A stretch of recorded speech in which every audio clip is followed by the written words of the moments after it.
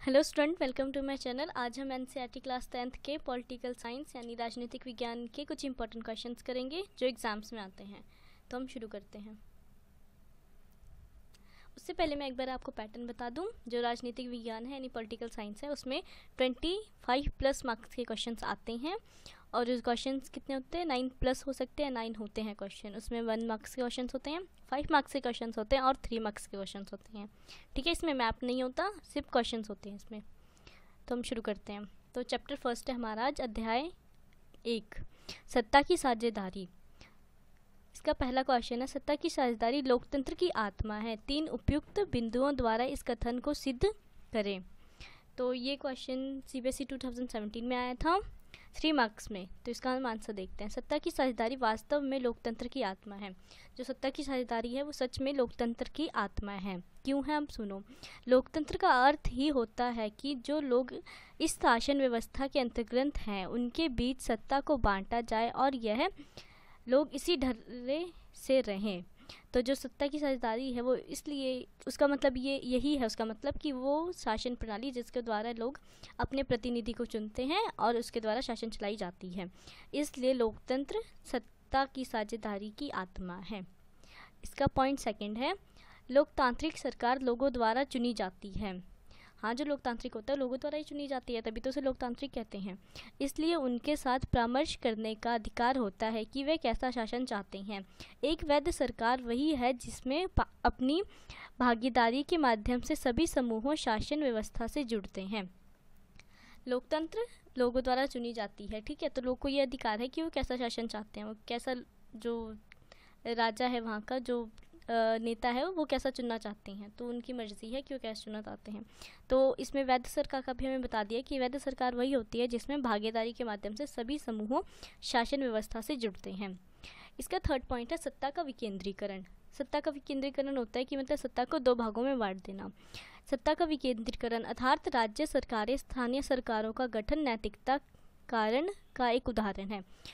तो ये एक उदाहरण है सत्ता का विकेंद्रीकरण का, ठीक है। तो ये एक बार हम देख लेते हैं। उसके बाद हमारा है नेक्स्ट क्वेश्चन, क्वेश्चन नंबर 2, बहुसंख्यकवाद क्या है? इसने श्रीलंकाई तमिलों में बेगानेपन की भावना किस प्रकार बढ़ाया? उदाहरण सहित व्याख्या कीजिए। ये 3 मार्क्स में सीबीएसई 2000। तो एक बार हम इसका आंसर देखते हैं। यह मान्यता कि कोई बहुसंख्यक समुदाय अपने मनचाहे ढंग से देश पर शासन कर सकता है और उसके लिए वह अल्पसंख्यक समुदाय की इच्छाओं की अवहेलना कर सकता है। तो इसमें हमें बहुसंख्यक का बताया कि बहुसंख्यक होता है जिनकी बहुत ज़्यादा तादाद होती है लोगों की, जैसे हमारे भारत है तो उसमें सभी धर्मों के लोग रहते हैं, परंतु फिर भी जो बहुसंख्यकवाद है वो हिंदू धर्म है जो बहुसंख्यकवाद है। तो जो बहुसंख्यकवाद है वो अपने मनचाहे ढंग से देश पर शासन कर सकता है क्योंकि वो बहुत संख्यकवाद है। उसमें बहुत सारे लोग हैं, इसलिए सब यही चाहेंगे कि हमारा चले। तो बहुसंख्यकवाद शासन कर सकता है और वो कम, जो अल्पसंख्यक हैं, जो कम समुदाय हैं, उनकी इच्छा की अवहेलना भी कर सकता है। तो इसका पॉइंट फर्स्ट है, श्रीलंकाई सरकार ने सिंहलियों की प्रभुत्ता कायम करने के लिए अनेक कदम उठाए, जैसे सिंहली को राजभाषा घोषित करना, सरकार बौद्ध को संरक्षण और बढ़ावा देगी, तमिलों को नागरिकता से इनकार आदि। तो जो श्रीलंका में थे उनकी भाषा होती है सिंहली, ठीक है। तो श्रीलंकाई सरकार ने सिंहली भाषा को राजभाषा घोषित कर दी। जैसे हमारे भारत में हिंदी भाषा, तो इसे राजभाषा घोषित की है, तो वहाँ के सिंहली भाषा को राजभाषा घोषित कर दिया गया और उन्होंने तमिलों को नागरिकता देने से इनकार कर दिया था। तो ये और भी पॉइंट हैं जो श्रीलंकाई में बेगानेपन की भावना उत्पन्न करते हैं। पॉइंट सेकंड है, इन सब कदमों में तमिलों में यह भावना घर करती कि बौद्ध धर्मावली सिंहलियों के नेतृत्व वाली सारी राजनीतिक पार्टियां उनकी भाषा और संस्कृति के लिए और असंवेदनशील है। जो है श्रीलंका में जो तमिल थे उनमें ना ये भावना उत्पन्न हो गई थी कि जो बौद्ध धर्मावली सिंहली हैं वो सारी राजनीतिक पार्टियों और भाषाओं में संस्कृति के लिए असंवेदनशील है, वो नहीं है, फिर भी वो उन राजनीतिक पार्टियों में जा रहे हैं, तो इसलिए उन्हें ये बेगानापन लगा। पॉइंट थर्ड है, उन्हें लगा कि संविधान और सरकार की नीतियाँ उन्हें समान राजनीतिक अधिकारों से वंचित कर रही हैं। अगर किसी का भी सम्मान ना हो या फिर उन्हें नागरिकता ना दे किसी भी देश में, तो उन्हें यही लगेगा कि जो सरकार की नीतियां हैं वो उन्हें जो भी राजनीतिक अधिकार है उनसे वंचित कर रही हैं, उन्हें अलग कर रही हैं उनके देश से, कि नहीं ये हमारे देश की नहीं है, हम इन्हें सिटीजनशिप नहीं देंगे, इन्हें अपना नेतृत्व नहीं देंगे कि हमारे देश के हैं।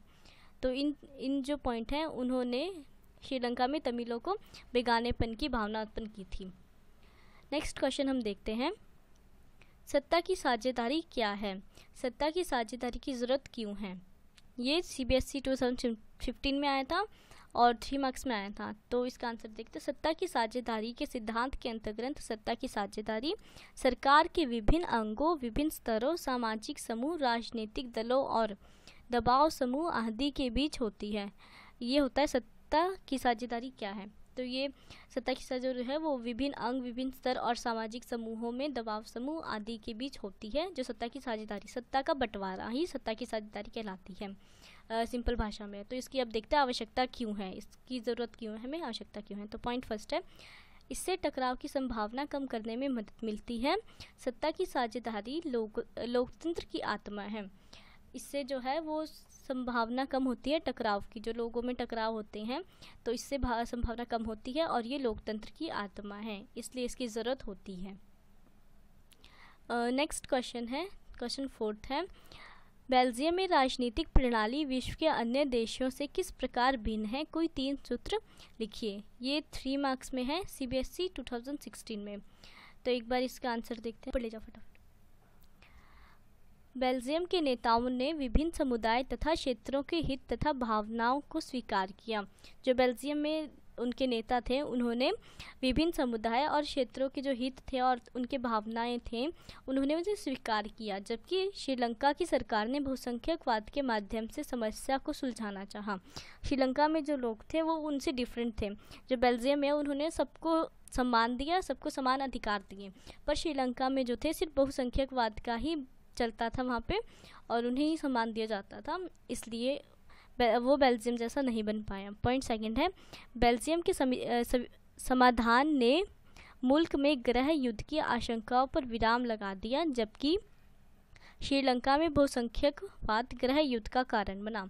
जो बेल्जियम के समाधान में था वो उसके मुल्क में गृह युद्ध की आशंकाओं को विराम लगाता था, पर जो श्रीलंका में था वो बहुसंख्यकवाद जो था उस वही जो गृह युद्ध वहाँ पे हुआ था उसी का कारण बना बहुसंख्यकवाद, क्योंकि वो एक समान सबको नहीं देखते थे।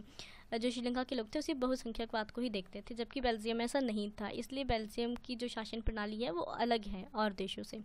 पॉइंट 3 है, बेल्जियम के नेताओं ने संघीय ढांचा स्थापित किया जिसके अंतर्गत संघ सरकार तथा इसके अन्य अंगों के बीच शक्तियों को बांटा गया था, जबकि श्रीलंका के नेताओं ने एकात्मक सरकार का ढांचा स्वीकार किया।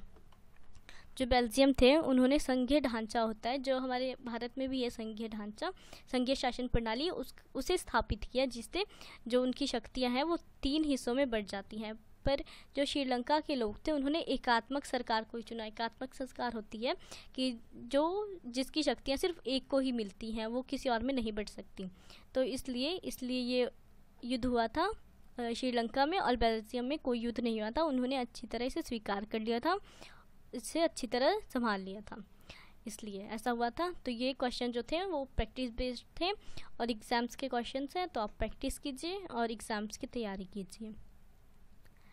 वीडियो अच्छी लगी हो तो लाइक कीजिए, शेयर कीजिए, और अगर कोई क्वेश्चन हो, कोई पूछना हो कुछ भी, तो कमेंट कीजिए और मेरे चैनल को सब्सक्राइब कीजिए।